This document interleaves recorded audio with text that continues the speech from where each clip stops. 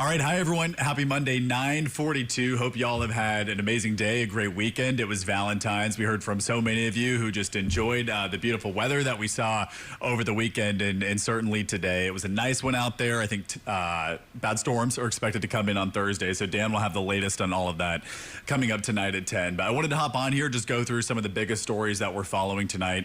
Obviously, the biggest one that we are seeing just nationwide, and I'm sure many of you at home are following this as well, is just the search for Nancy Guthrie, right? The 84-year-old mother of Savannah Guthrie. And if you've been following this, we are now on 2 weeks of this, day 15, and still no sign of Nancy Guthrie anywhere. It was interesting today, the Pima County Sheriff's out in Tucson, they came out and essentially just cleared the Guthrie family of any of it, saying none of them are even being looked at as suspects now. They have officially been ruled out, which is interesting because just a couple of days ago, nobody was ruled out, right? They were looking at everybody possibly. So that included Savannah Guthrie, her siblings, their spouses.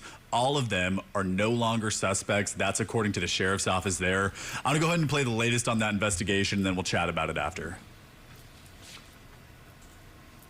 Tonight, more than 2 weeks into the search for Nancy Guthrie, the Pima County Sheriff, for the first time, point blank ruling out any of the Guthrie family members, including siblings and spouses, as possible suspects, saying to suggest otherwise is not only wrong, it is cruel. The Guthrie family are victims, plain and simple.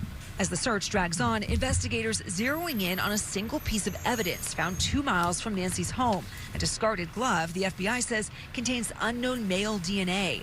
A person familiar with the matter says unlike the other 15 gloves found in the search area, this one is consistent with the one seen on the suspect in the surveillance video. But how relevant it will be is unclear. No female DNA was found. I think we need to use a lot of caution about jumping to conclusions with the glove. If there were other aspects of that glove that tied it to either Nancy or someone who's already been looked at as a person of interest, then it would raise very quickly in priority. But at this point, it's more like a Hail Mary. Still, the FBI says they're putting the DNA from the glove into their national database. Another question, the suspect's clothes, like the mask and zip-up jacket. The sheriff says it's possible that, like the suspect's backpack, the clothes were also purchased at a Walmart. He says they're currently working with Walmart management to determine who, if anyone, bought all or some of those items. The sheriff is also hoping even more video could be retrieved from the other Nest cameras on Nancy's property. You're working with the tech company still? And yeah, we've asked them, and they're working as best they can. Google, which owns Nest, has not responded to NBC News' request for comment about if they're working to recover more. Tonight, President Trump weighing in on the case again, saying hopefully there will be a positive result. And in an interview with the New York Post, when asked if the DOJ would request the death penalty if Nancy is not returned alive, saying, yeah, that's true. This, as Savannah says her family is not giving up hope, pleading with her mother's captor. It is never too late to do the right thing. And that was the heartbreaking video you just saw from Savannah Guthrie, that last little soundbite there she posted to her Instagram. And, you know, she's posted a few of these since the case started in the search for her mom. But, man, this one, it tugs on your heartstrings. You see it in her face, right? We all know Savannah is just the smiley Today Show anchor, right? Greeting all of us in the morning, and to see her just so devastated, it's hard for everyone to see. And in this last video, it's interesting, too. You look at it and you realize that she's trying to plead with the kidnapper, the abductor, whoever this is, their last sense of humanity, right? That, you know, we'll do anything. It's never too late to do the right thing and to just bring her home. Again, though, day 15 and still no sign of Nancy Guthrie. Some of the most interesting things that we just talked about, one was Donald Trump continuing to weigh in on this. And despite all of it, still having great things to say about Savannah Guthrie, just given her hard questions in the past. I think that says a lot about her.